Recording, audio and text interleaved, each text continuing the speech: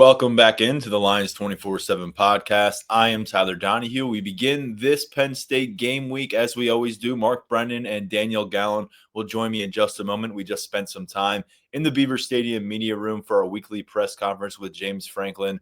Learned a little bit more about how he felt about his program coming off of a win over Purdue and getting ready for a matchup at Minnesota. It will be the final road game of this regular season for the Nittany Lions. 3:30 kickoff Saturday afternoon in Minneapolis. As of now, 11.5-point favorite are the Penn State Nittany Lions. 13 out of 14 games in which they have been the betting favorite. We're going to break down the early feel of this game week. Only a couple left in the regular season. College football playoffs looming large as always here in Happy Valley. You can start to smell the finish line a bit if you're a Nittany Lions fan, but a key test await this weekend. We'll break down that and look back at the Purdue matchup now with Mark Brennan and Daniel Gallen. Guys, good to have you back on board. And Mark, as we always do with these Monday episodes, we turn our attention toward you to start because Daniel and I have a chance to say our piece on the post-game podcast. Hopefully folks caught our latest episode that dropped on Saturday night, breaking down a 49-10 victory at Purdue, which James Franklin ultimately called the best game we've played overall on the season thus far, according to James. What would you describe Penn State's performance as, Mark? Yeah, it's not only because I'm an Elvis fan, but after that USC game, I said Penn State has to take care of business, and it's almost become a cliche.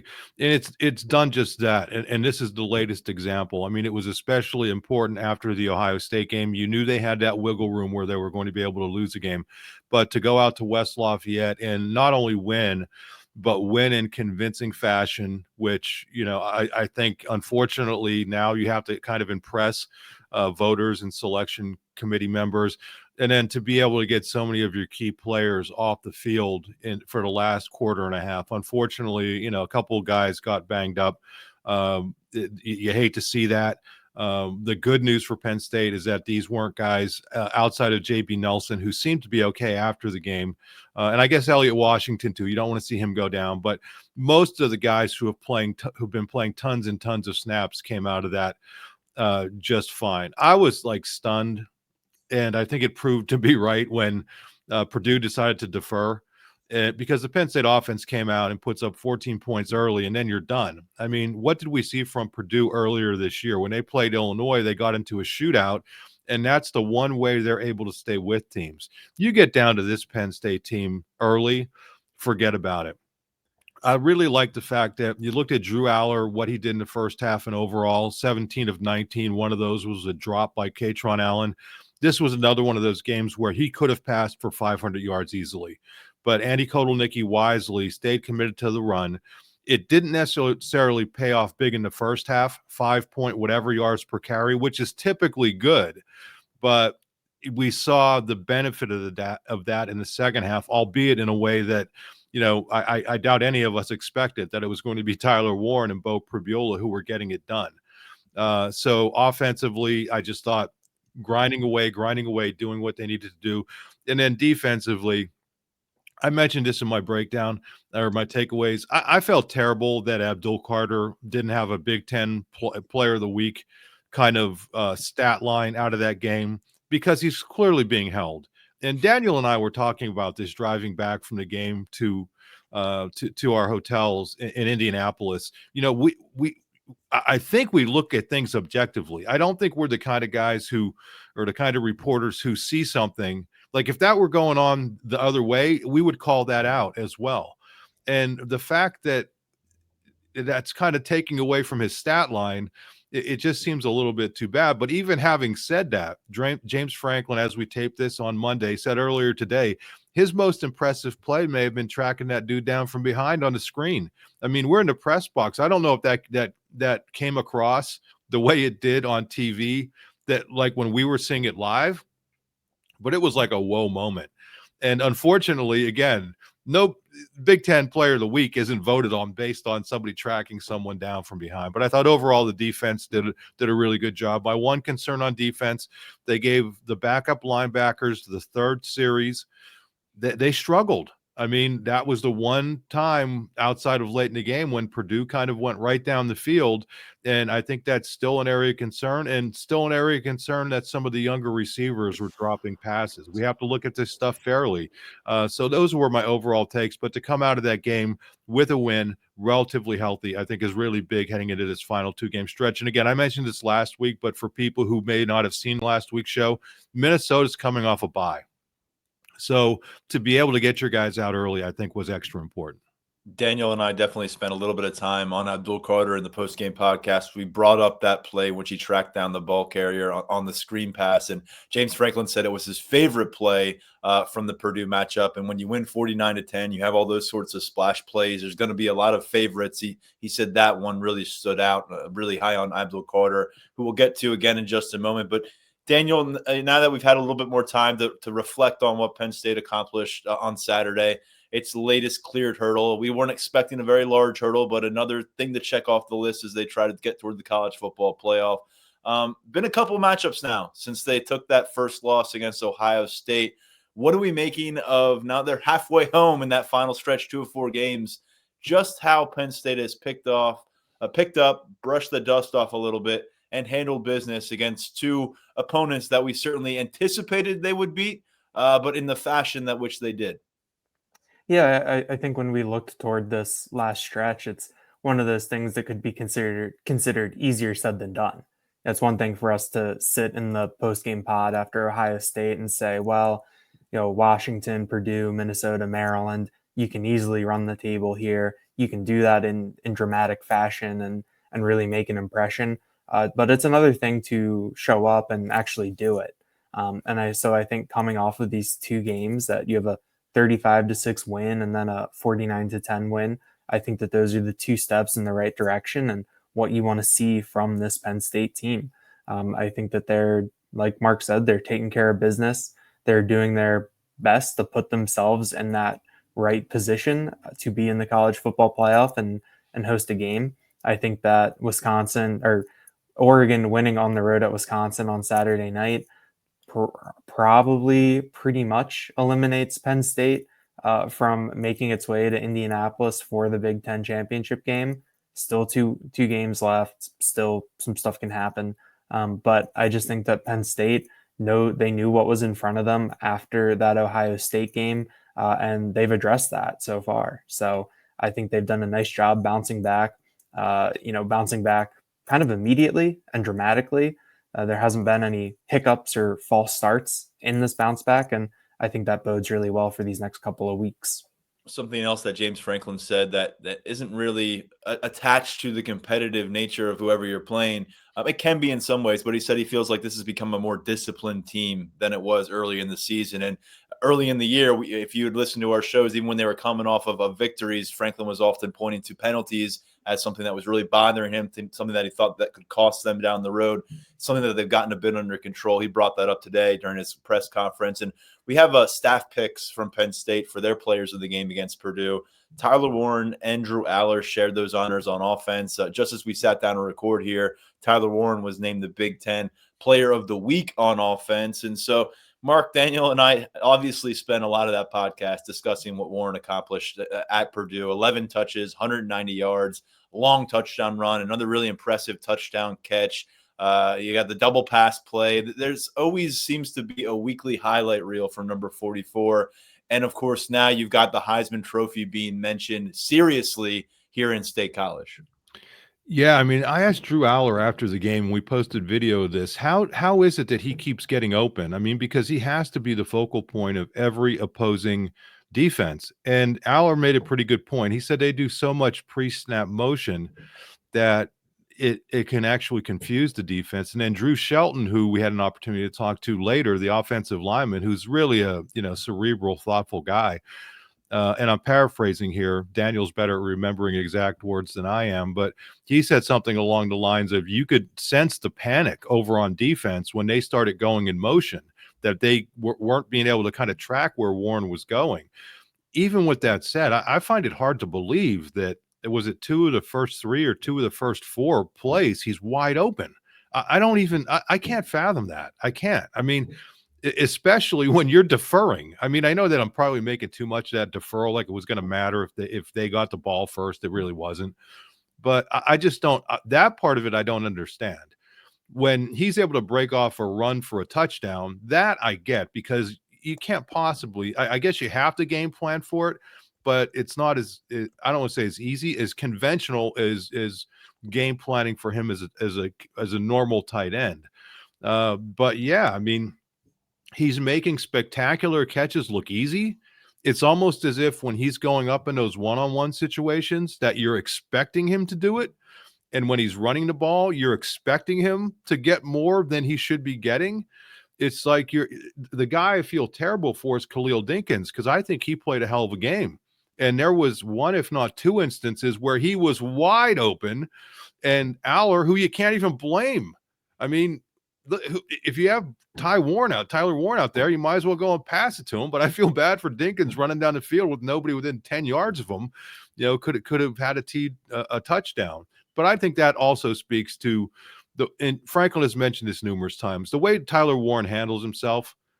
Whatever he's getting, he is such a selfless, unselfish, say that 10 times fast, player, that I think his teammates are like, yeah, give him the ball as much, get him the ball and do what you want. If I don't get a pass this week, I'll probably get one next week, because he'll be double covered. So yeah, I mean, you're running out of things to say. And when people are asking me, I mean, I vote for Heisman. I'm fortunate. Do you consider him a Heisman candidate? You have to. I mean, we're seeing this every week in and week out. I don't know how you can't consider him a Heisman candidate at this point, given everything he's doing for an offense. They're leading the Big Ten in total offense yards per game, and he's the best offensive player they have. I mean, and they're good. I mean, so all those boxes are checked. Daniel, I don't know if this is my news to share, but I'm pretty sure I share this podcast with a couple Heisman Trophy voters, and you're a newcomer to that mix. And so just quickly, your thoughts on Tyler Warren's case to land in New York City here 10 games in, and then we can transition over to Drew Aller, because I know you brought up Drew to James Franklin at the press conference today. We also heard from quarterbacks coach Danny O'Brien before the latest matchup about how the quarterback has progressed this season. I mentioned in the post-game podcast now, Aller, in 7 of the last 8 games, he's over 70% completion rate. Last year in 13 total games, he did that 4 times. Yeah, I think to start with Warren and his Heisman case, it's going to be interesting. I know that over time, the Heisman has evolved into kind of a quarterback of the year on a winning team award. I think 20 times since 2000, it's gone to a quarterback. Devontae Smith in 2020 was the last non-quarterback to win, the now Philadelphia Eagles wide receiver, and he was impressive and dominant that year. But that was also a weird year with COVID and everything that came along with that. And so, yeah, I think Warren definitely belongs in the conversation. I think that he's also coming along in a unique year to be in the conversation when you look at the teams at the top of the college football playoff rankings and the level of quarterback play that they've gotten. There's not the typical thing where, the number one team has the quarterback that's having a lights out year and is sort of someone you can pencil in there. There's a lot of kind of up and down quarterback play this year, and that's coupled with guys like Colorado's Travis Hunter and Boise State's Ashton Genty having some really, really impressive years and doing some things that we haven't really seen in a while. So it'll be interesting. I'm curious what kind of campaign Penn State has, or if they have one. They sent out an email blast at 6:30 p.m. Friday with Warren's accomplishments in it. I got another email. I got my third email in the past 3 weeks from Bowling Green at 10:30 a.m. on a Monday about Harold Fannon's candidacy for the Mackey Award and other All-America honors. And so, that's part of the game. That's part of everything that goes into it. I know that everyone is like, well, everything that happens on the football field, that's the only thing that matters. When it comes to this stuff, it's like we talk about with the rankings. There's perception too. And I think we've talked about it. We think Warren has gotten a little bit more comfortable in terms of talking about himself and being a little bit more self-promotional. He was on, I think the Big Ten Network did its Journey segment on him a couple weeks ago. He sat down for a longer in-depth story on himself then. Someone asked him at Purdue if it was weird at all for him to talk so much about himself and the individual honors. And his answer was that with football, it takes so much for one person to accomplish something because there's so much going on any one play. So he's still given a lot of credit for his teammates, but I do think we're seeing him become a little bit more at ease in talking about himself, talking about his accomplishments. So we'll see what other kind of push Penn State has behind him because he is really having such a unique season.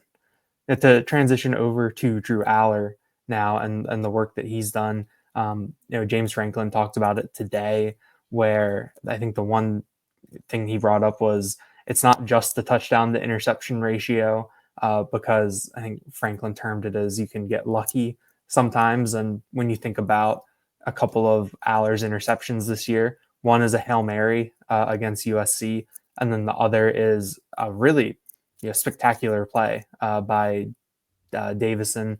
I forget how to pronounce his last name, the Ohio State cornerback, wrenching the ball away from Trey Wallace in the corner of the end zone. So if that's 2 of your interceptions right there, you're looking pretty good. So they say that they chart those things. Franklin said that he thinks Drew Aller deserves a lot more credit than he's getting.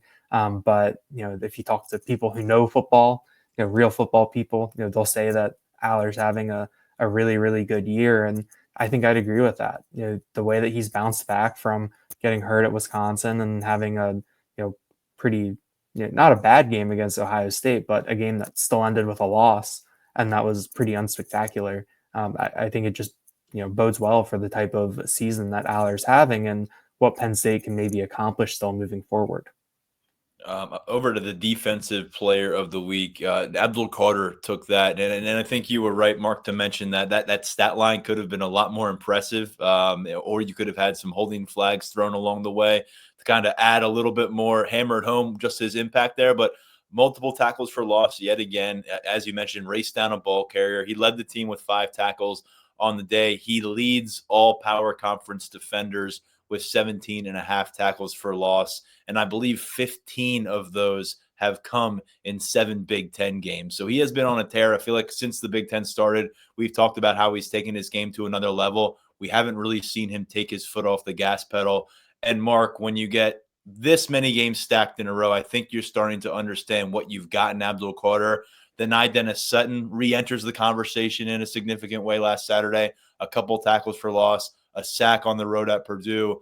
And all of a sudden, you're wondering if this Penn State defense, which has only surrendered more than 13 points 3 times on the season, they've been on a nice little run here. They gave up 20 points against Ohio State, haven't given up 13 points in the other 3 matchups that they have handled since their second bye week of the year.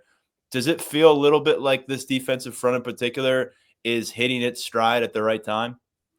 Yeah, I mean, for sure. One thing I wanted to go back on Abdul Carter. I think Daniel and I both asked him at different times after the game because it's kind of a little bit of a cluster out there on the field. You're kind of scrambling around. What's it like to maintain? How do you maintain your composure when you're being held like that? And I give him credit because he's not really complained about it. He's let his coach do the complaining for him, which I think is the way to do it. And he said, I just can't get discouraged. Just got to keep rushing the same way. And eventually I get the sack to break through or get the call. I get the call I want. You just have to keep rushing. And that's what he's done. I mean, he's really kept his nose to the grindstone. And I think all these things we're talking about on defense, Tyler and Daniel, I think a lot stems from what he's doing because they have to be so aware of what he's capable of doing. So even if he's being doubled or even if he's being held, I mean, those are resources that are not being used somewhere else. I mean, we know that if you're able to get to, even if you don't get the sack, if you get that pressure, you're making life easier for your defensive backs and for your linebackers in coverage, who we know that that's not been kind of their best thing. What I really liked about last week is you could also see the difference when Deny is out there. And that's not a knock on any of the other guys. I think Deny is just a different level player than the other people that they're playing opposite of Abdul Carter. And I think it allows them to be even more flexible with what they're doing with Abdul when you know you have a guy who is going to, I want to say this the right way. I mean, he's going to be accountable. He's going to be where he is supposed to be at all times, which we haven't always seen with a guy like Amin Vanover with Smith Wilbur. You know he's going to be where he needs to be. And if you know where that guy's going to be, and if you know that he's going to get pressure, well, then maybe you don't have to bring Abdul Carter. Maybe he could drop into coverage and use his athleticism there. And I also think James Franklin said something today. I don't think Tom Allen's getting enough credit. I mean, even going back to the Ohio State game, outside of that one drive against Ohio State, and I know it was a big drive, it was a huge drive, but I said the same thing about Kotelnicki. I thought that moment was a little bit too big for Andy Kotelnicki, and guess what? He learned from it, and we've seen the last few games that he's stepped up and he's making more of the right calls. I don't want to say that that game was too big for Tom Allen. I think that was more on the players just being bummed out about the way things were going. But the fact that he's got them to rebound, I think there's something to be said for what he's doing there. So I know that you were coughing a little bit there. I was trying to keep it going. One last thing, if Daniel can't pronounce somebody's name, we're all in trouble. So we might as well not even try. You all right now, Tyler? I think I'm okay. Maybe not so good. Do you want me to take over? I will. No, I can pass it over to Daniel here because Zion Tracy, back-to-back weeks, is Special Teams Player of the Week. As I try to power through this, Tracy got the start at Lion. He's showing some life at punt returner. I think we've seen that more. That was reflected at Purdue. I think he had a 13-yard return in the mix. And again, just a guy, this staff is clearly loving what he's showing them on a weekly basis, and it's being reflected in how they're utilizing him. Yeah, Daniel, let's kick him out of this. I can vamp for a while on Zion Tracy for Tyler.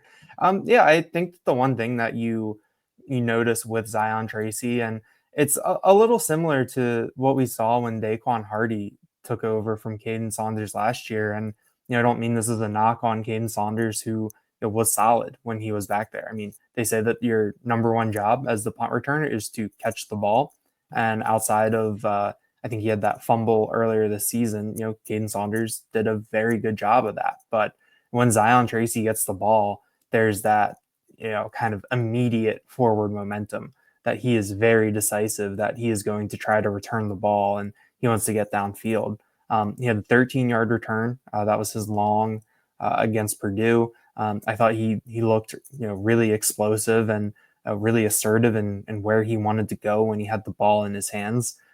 He was a wide receiver in high school, in addition to playing cornerback. And James Franklin has brought that up a couple times and talking about what Zion Tracy can do with the ball in his hands. And I think that you're just starting to see confidence all around from him. And that's going over to the defensive side of the ball too, with the amount of playing time he's getting, what he's doing when he's back there. I think he's one of these players who plays with a little bit of an edge. Has a little bit of a swagger out there when he's making plays, when he's laying hits. And I think that he's added to Penn State this year. I think that his development has really, really stood out.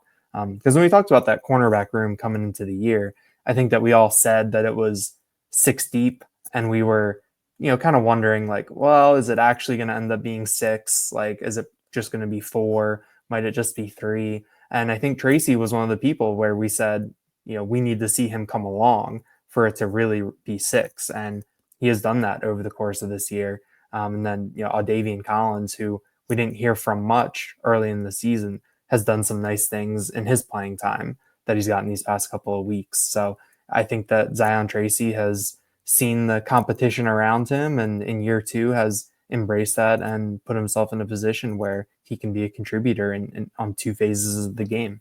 He has gone 25 plus snaps in 4 of the last 5 weeks. We already mentioned that what he did on the special teams, but defensively, that's really been his contributions lately. And he played 3 defensive snaps in the season opener, guys. He played 7 defensive snaps in the home opener against Bowling Green. So shows you a little bit there from where he was at the start of the season to where he is now in terms of his importance for this defense. Before we shift gears and a few more takeaways from James Franklin's press conference, I know that a few have already been mentioned here, but Zion Tracy and Abdul Carter go back-to-back Player of the Weeks. for their respective spots at special teams and defense. And I just wanted to say that Heisman Trophy ceremony, December 14th, 8 p.m. That Saturday in between the Big Ten championship game and then the start of the college football playoff. So maybe just keep that available on your calendar if we got something to tune in for from a Penn State perspective. Any more commentary offensively, defensively, Mark, before we close the book on the Purdue matchup? Players or storylines that have kind of caught your attention? Yeah, I loved what we saw from Luke Reynolds. James Franklin has talked again and again about the way that Tyler Warren carries himself. And, you look at Luke Reynolds, and here's a guy who's played in every game, and he's had 3 catches up until this past game. I think I have that right. I'm going off the top of my head. Correct. But he's grinding it out. He's doing the dirty work. He's, by example, he's showing what it means to be a great teammate. And then he gets his opportunity. And, you asked about this today. I think we had a pretty good feeling for what this kid's capable of. But I mean, that touchdown, wow. I mean, that's the third spectacular play he's made, this year. And it's just an indication that when he gets his opportunity, he's going to be somebody to really keep an eye on. And the fact that he has just kept doing what he needs to do and no sulking, if he were sulking or something, he wouldn't be out there starting in 3 tight end sets. You know what I mean? He wouldn't be out there starting every once in a while in 2 tight end sets. He wouldn't be getting the number of snaps. And I know that the snaps, Tyler. It's been, not a gigantic number, but for a true freshman, pretty significant. And, I think you mentioned it on the pod last week, or you guys mentioned it after the game.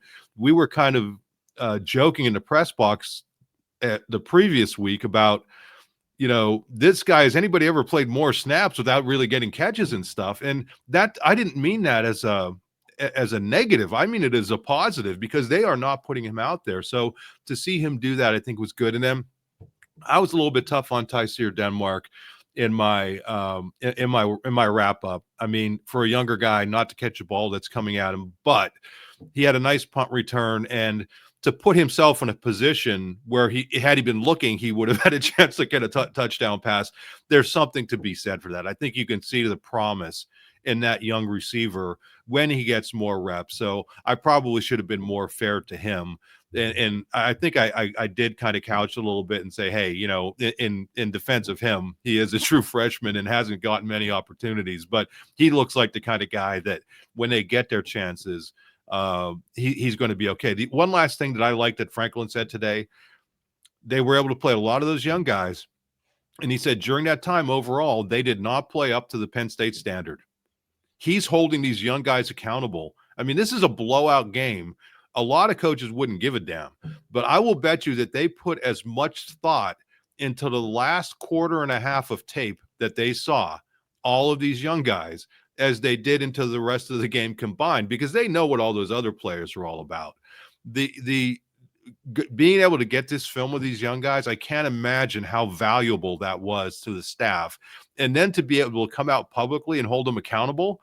Could you imagine if you're one of these kids? It's like, oh my God. I mean, he basically called us out, and not anybody by name, but as a group. And I like that. I think that's fair. And I think if you expect them to contribute potentially down the stretch due to injury or whatever, that's a good thing. Yeah, and it wasn't just a series for these guys. You had 20-plus snap totals for a lot of the freshmen, a lot of the typical reserve backups who aren't guaranteed an opportunity to get into each of these games. With that in mind, Daniel, almost 70 different Penn State players were involved at Purdue. Mark just reeled off a bunch of those names specifically from the freshman class. Are there any others that we haven't been accustomed to seeing at length in matchups that you came away maybe a little bit more intrigued by or thinking a little bit differently about? I think to go back to Luke Reynolds really quick, Tyler Warren got asked about him a couple times after the game and was really, really effusive, I think, in his praise. We talk about Tyler Warren as someone who doesn't like to talk about himself and likes to talk about his teammates, but he's still someone who I think I consider pretty measured, and you really have to impress him. He's not just going to give out praise because he can, but he said that, I think Luke is one of, if not the best, most talented tight end I've seen come in since I've been here. And then he also talked about Reynolds' versatility and the different things he can do. That stood out to me when you consider, bringing in someone like an Andrew Rappleyea, having a lot of talent, having a lot of different body types in that tight end room, to get that kind of praise from Warren. I took note, especially, we know what Luke Reynolds' pedigree is, from a recruiting perspective, and finally see some of that on the field, I think is interesting. I think seeing Egan Boyer out there on the field at left tackle, that's one of the, I think, more interesting developmental stories this year. I think that he is someone that Penn State could use as a poster child when they're out on the recruiting trail now, and it's probably a real feather in the cap for Chuck Losey and company with the job that they've done developing him and getting him big enough and strong enough that, sure, you're probably going up against some Purdue backups, but you're still playing in the Big Ten as a true freshman. Who's explain where he was, Daniel, when he came in, because I think a lot of people, we just assumed that everybody knows, but some people may not know where he was when he got here. He was specific. We can start this. He was specifically at 238 pounds, which, according to Phil Troutwine, is the lightest offensive lineman he's inherited here in Happy Valley. And now he's on the field. Yeah, and he's listed at 280 on the roster, 6'8", so just a really long. I think he was one of the ones that we said that he looks more like a power forward than a left tackle. And so to put on that kind of weight and put yourself in that position to be able to be playable in the Big Ten, and to be on the travel roster, to be someone where, depending on what happens, you're X heartbeats away from being on the field. I think that's really notable. A big time testament to Phil Troutwine, Frank Leonard, Chuck Losey, a couple different areas of the staff in doing that. And I think Corey Smith, we saw some more juice from him out on the field. I think that he has probably opened some eyes these past couple of weeks to people. I think I said this on the post-game pod, Mark, after the Washington game, but he definitely came in underrated, which is interesting, just different for a 4-star, but that's what happens when you're with someone who at one point was in the 5-star conversation and is also an in-state recruit, which adds a little bit more gravitas to it. And to come in and turn some heads and show what you can do. I think that's a good development for Corey Smith. James Franklin, the way that he framed it, the way I interpreted it, is that they each have, I think Corey Smith has 2 games left. Quentin Martin has 1 to keep their red shirts, and they'll compete in practice this week. And whoever Penn State feels gives them the best chance to win is going to be RB3 at Minnesota. So I thought that was an interesting nugget from James Franklin, and I think that speaks to the job that Corey Smith has done and what he showed when he's gotten his chances. Corey Smith, big run late in that matchup against Washington. Got some consistent work as this one reached the finish line at Purdue. We'll see who emerges as RB3 behind Nick Singleton and Katron Allen on Saturday. As you said, competition there. The caveat is that Quentin Martin, if he gets involved against Minnesota, then he's not going to be involved against Maryland because you'd burn his red shirt, whereas Corey Smith can play, and you're not worried about his red shirt at this stage. I wanted to note just a few things that caught my attention. Javen Williams got work at left guard next to Egan Boyer, who was getting that work at left tackle. Williams is a guy who came to campus in January 2023 as a 5-star recruit, big-time riser, in-state standout, concentrated largely on guard, although he played both positions at the high school level at Wyomissing here in Pennsylvania. Where is his future? Is it going to be on the interior? Just a few days ago at the practice that we saw on Wednesday, witnessed him getting some reps at left tackle, which we've seen at different points. But here in a game, it was about 20 snaps at left guard. It was his first Big Ten matchup, I believe, of 2024. So a lot more to learn about him, but notable there. Davian Collins, I think we've seen flashes the last couple of weeks of him getting on the field, getting his hand on the ball, making some plays, being an active tackler. You can kind of get maybe where some of that sense of excitement was during the offseason. We haven't really seen that come to fruition. He's been like the 6th cornerback essentially based on game snaps, but a little bit of a peek at that. And then I just think generally, guys, Bo Pribula, has he gotten, a bunch of run like we saw against Wisconsin? No, but he's clearly established himself as a threat as both a runner and a passer this season in a way that I don't think he did last year. I mean, those 2 balls that he throws that end up hitting the ground, one to Denmark, one to Anthony Ivy, he would have a much better passing stat line than 5 for 8 for 58 yards and a touchdown. He might have a worse rushing line because he went and ran for a 49-yard touchdown right after Ivy dropped that pass. But I think generally speaking, Bo Prabula has really helped himself and showing what he can be as a quarterback, helped this team to get the film out there. And certainly he's going to drive Ethan Grunkemeyer because he's well aware of what is waiting in this quarterback room if Drew Aller were to determine it's time for him to move on. And let's go into that next, because one of the takeaways I thought that was interesting from James Franklin during his press conference, we got a lot of good stuff, insight on some of the freshmen and what they're doing about those red shirts, and guys like Max Granville and Corey Smith and Luke Reynolds. A lot of coverage of this class from James Franklin on Monday. But one guy that doesn't sound like we're going to see this season, unless things go wrong at quarterback, is Ethan Grunkemeyer. And according to James Franklin, he's getting about 24 live reps, or as live as they can be, based on what Penn State is doing on the field Sundays in their practice setup. But there's been a juggling act, it sounds like, Mark, where they love to see maybe what Ethan Grunkemeyer can do against someone wearing a different jersey, but they also know that there's a major reward to be had from making sure that Bo Prabula is getting his reps, letting him make sure he's comfortable, because he's clearly your QB2 right now. Yeah, I mean, I wonder if Ivy catches that pass and, instead of the 49-yard run, Prabula has a 49-yard, I think it would have been a 49-yard touchdown pass. Because if you look at his final numbers, 5 of 8 for 58 yards and a TD, as you said, I mean, he just doesn't get that many opportunities to throw the ball. But I wonder if he completes that pass if they go to Grunk later, because Grunk was down there warming up. I mean, I was on the sideline, and it wasn't like he was just goofing around. I mean, he was warming up as if he might actually get an opportunity. And that's why I said to James, how close are you to kind of, I think that's how I phrased it, getting him in there. And he didn't really answer that portion of it. He talked more about Bo. It was my fault because I asked a double barrel question. But yeah, I mean, I would have liked to seen him, but I also understand the rationale. I mean, Prabula is giving up a lot, and he's being the ultimate team player, and you want to give him an opportunity to get some of those passes in there. So if he is in a position where he has to pass, I just wonder, again, you're one injury away from having, a true freshman who hasn't seen the field be your second teamer. And I don't care how many reps you're getting on Sunday. I mean, I can't imagine how many of those reps are coming against the first team, right? I can't imagine they're running the first team out there, going against Grunk. No offense to Grunk.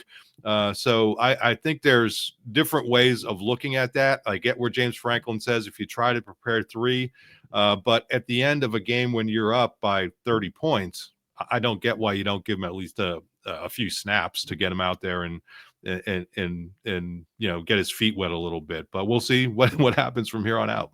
Daniel made a good point as we were walking to the parking lot after James Franklin's press conference here on Monday.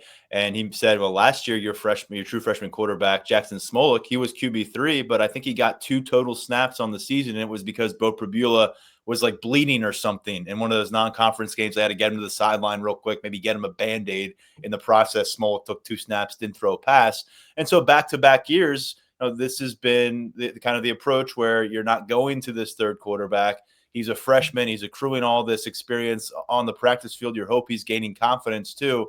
But in the case of Smolik and in the case of Grunkemeyer, we'd imagine that if they were to get involved in game action for whatever reason in 2025, it's really the first time we'll get a chance to see what that looks like. And so there's some risk involved there, but the reward, as I said, is you're learning more about Bo Prabula. You're probably liking everything that Bo Prabula has provided with you on the field at quarterback, but you're always kind of walking that line when it comes to QB and who's next and are they getting enough reps. Another topic that came up regarding it was initially regarding Ty Howell and does he get enough credit? And James Franklin says no. The tight ends coach for Penn State, his 4th year now in that role, does not get enough credit.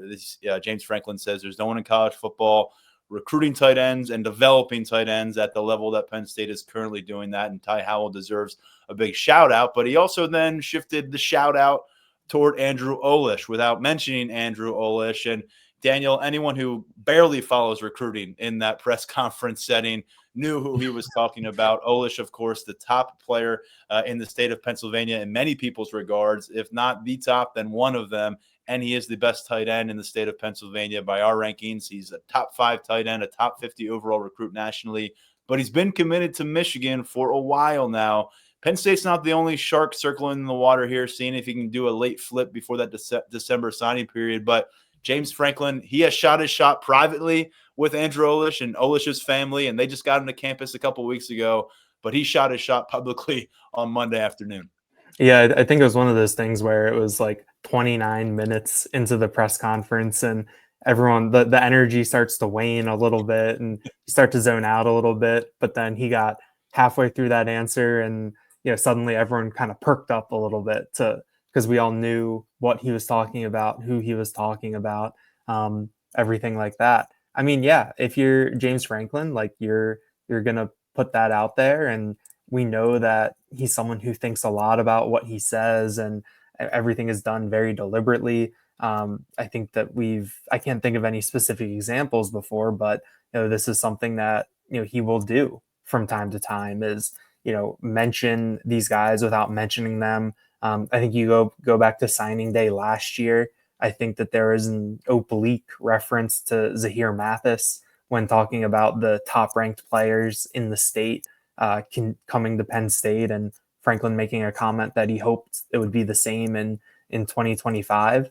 But you look at what Franklin said about in this reference to Andrew Olish. He said, if you're a great tight end, and specifically in the state of Pennsylvania, I don't know how you couldn't come here. There's too much history, too much data, too many things saying that you don't need to go anywhere else. You can stay home, get everything you want in terms of your college career, and also setting yourself up for the future.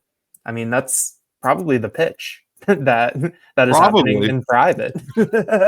And so, yeah, I mean, I think that it's interesting. Signing day is coming a little bit sooner this year, and it's going to be upon us even quicker than it usually is. And we saw Olish out at the All-22 regional at Memorial Field in State College, and he looks the part. So it's interesting to see how this shakes out. But I thought it was something new, something a little bit different for a Monday presser after a blowout win and before a game against Minnesota. Hey, it was pretty interesting, Tyler, how he weaved his way to that though from Ty Howell, right? I mean, first of all, what was he going to say? Yes, Ty Howell gets way too much credit already. That with all due respect to the question, but having said that, the question ended up getting a very good answer. And it was funny because we were texting Cal Varuso and Doan before he was even done answering that question about him. I think he's making a pitch to a certain tight end, but it was pretty funny how you didn't realize it at first, but then he got going and going. It's like, oh, okay, I see where this is going. Yeah, Tyler Calvaruso quickly had a story up at Lions247.com here on Monday about that comment from James Franklin and what it means and why Andrew Olish is a key name to know for Penn State here with a couple weeks remaining for the early signing period. You referenced Zahir Mathis there and James Franklin's, read between the lines commentary on him last winter. Zahir Mathis here on a Monday decommits from the Ohio State Buckeyes. So another name to track. We'll dive into those subjects and a lot more with Tyler Calvaruso, a resident recruiting insider, on our next episode of the Lions247 podcast. That's also when you're going to hear a lot about Minnesota. We're going to bring in the Golden Gophers insider from within our 24/7 Sports Network to take a closer look. And let's finish here, Mark. Penn State is 9-1. They are number 4 in national polls. They are number 4 in the college football playoff as of last week. Their position should not get any worse when that new set of rankings is revealed on Tuesday. Minnesota on the road, Maryland at home. That's what's left. That's what's in front of Penn State. You've seen a couple really promising Penn State seasons tanked by Minnesota matchups. What do you think is the mission statement this week? Take care of business. I am not varying from that. Keep your nose to the ground. Every cliche that you could come up with about tuning everything out, tune out the noise. I do think that's an important point, though, because outside of Franklin saying something about how like nobody is on the same level of the SEC and Big Ten. I forget exactly what it was. He said, even though I loaded a video of it, they've really not mentioned it. They've not gotten caught up in it. The players have not gotten caught up in it at all, because no matter what anybody says Tuesday after those things come out, if you don't take care of business, as BYU found out, you can just don't even worry about it. Everything else is going to take care of itself. If Penn State wins its final 2 games, it's going to be fine. It's going to get a home game. I mean, it would take some colossal, which isn't going to happen. So just, again, I know I'm redundant, but just do what you're doing. If you get distracted, if you get worried about where someone's ranked or where someone's not, that's where issues are going to pop up. And I think Franklin's done a pretty good job of that over the years of keeping the team focused. I would also say that of the Minnesota teams that I've seen that have beaten Penn State, and we can get into this later, obviously 99 was a big game here. And then was it 19? 19, yeah, out there. I think those were much better teams than Penn State's going to face this week. And that's not a knock on Minnesota. I just think if you look at them stat-wise, a lot of what they do doesn't necessarily match up with Penn State. So worry about yourself, scout the opponent, give them credit, treat them with respect, but go out there and play with the attitude and the swagger that you've had, and you're going to be fine. Penn State, an 11-point favorite here early in the week. We'll get more intel on Minnesota, as I said, with a midweek episode, breaking things down with the Golden Gophers beat reporter. Minnesota 6-4 in the season, coming off of a late bye week and a loss against Rutgers that snapped their 4-game win streak.